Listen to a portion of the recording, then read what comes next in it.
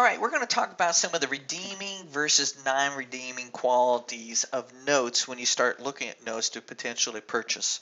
One thing that you'll find helpful is to essentially create a T bar, all right, where you essentially put redeeming on one side and non-redeeming on the other side, and just make it as a T bar.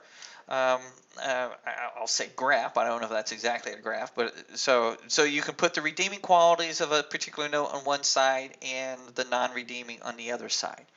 And we're going to go through some things that are important to assess when determining, when you're looking at a note to potentially purchase. All right. One of the things, all right, is going to be the borrower. All right. What is, what's the underwriting on the borrower? This is particularly important if it's a note that has been newly created, maybe only has been seasoned 6, maybe 8 months, something like that. Seasoning being the number of payments, all right, that has been received on it so far. So you want to see the underwriting of the borrower that it should be in the collateral file. And some of the things that are very important, the longer, to keep in mind, the longer the borrower has been paying on the particular note, the credit score becomes less of an important factor because you've got history of payment to look at versus the credit score up front.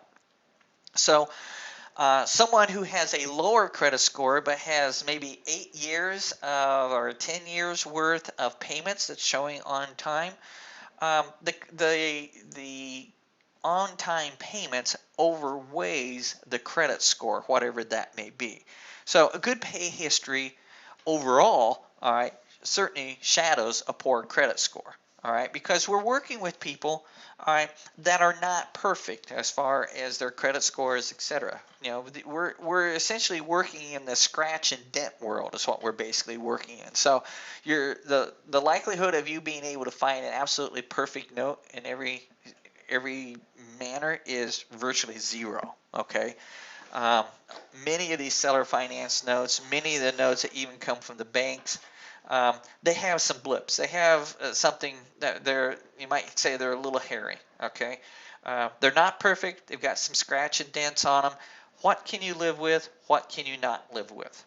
Another factor concerning the borrow is going to be the debt to income ratio. The importance there is in the underwriting process, did they do an assessment of their income and all other debt in addition to their mortgage payment to what their income is? Dodd-Frank allows up to 43 to 45% of debt to income ratio. Well, you want to make sure that they're underneath of that. Another factor, and this is excuse me.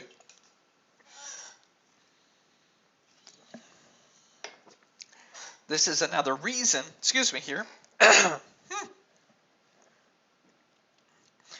This is another reason why you want to use a residential mortgage loan originator or an RMLO. An RMLO is a licensed mortgage originator that can do the underwriting for you. And we'll give you resources in which you can utilize one that's licensed in all 50 states. And it's called the Underwriter.com. You can go there, and he underwrites our mortgages. Now, the thing to keep in mind is even when you're originating, all right, you're the ultimate underwriter. Okay, they're just verifying that they meet the Dodd-Frank ability to repay requirement.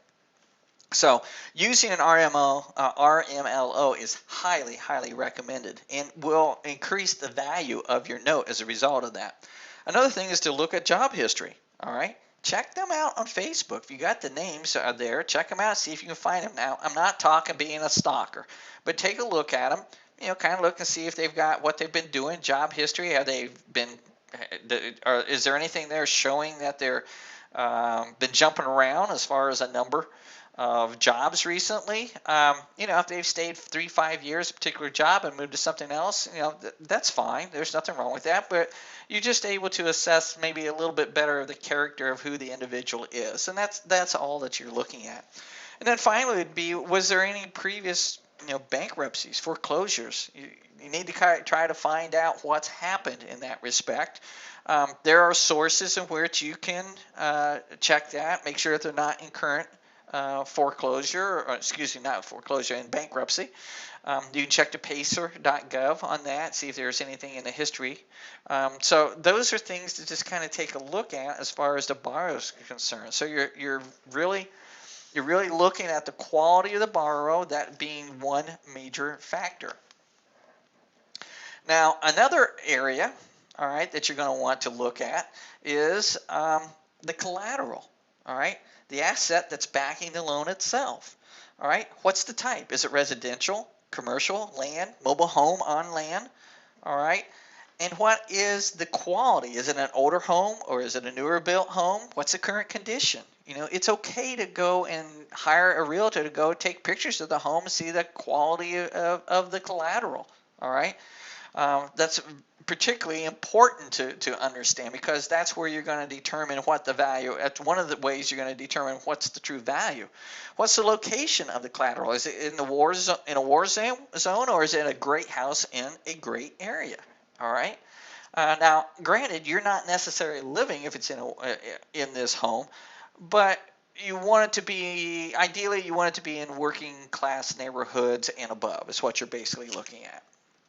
Is it in a judicial, or non-judicial state? Judicial state is a state when a foreclosure takes place, it has to go through the court system, which takes a little bit more cost and a little longer to get done, whereas a non-judicial state, it does not have to go through the court system. They have other mechanisms in place in which to do the foreclosure process via a trustee much faster. So that can be a factor. All right, and then what's the value of the asset? What was the maybe there was not an appraisal done on the home when the note was originated, and that's not uncommon in this situation. But what is the value now? All right, you can look at Zillow, Redfin, you can Realtor.com and get a general idea of where it might be, but don't rely on those. I would encourage you to get a formal BPO done. Contact a realtor. There's other services that's out here that does that for you to determine what the valuation is based upon the most recent sales that's taken place in that area. Many times, if there's a lot of equity or the UBP has been paid, the unpaid principal balance has been paid down, it's a loan that's been seasoned for 10, 12 years and it's paid down a little bit, as long as you're good with at least a 30% equity position in there between what you can tell what the price of the collateral is, you're fine. You're probably fine. You don't need to necessarily spend money on a new BPO in that respect. All right, so these are the first two factors. We'll cover the other two in another video.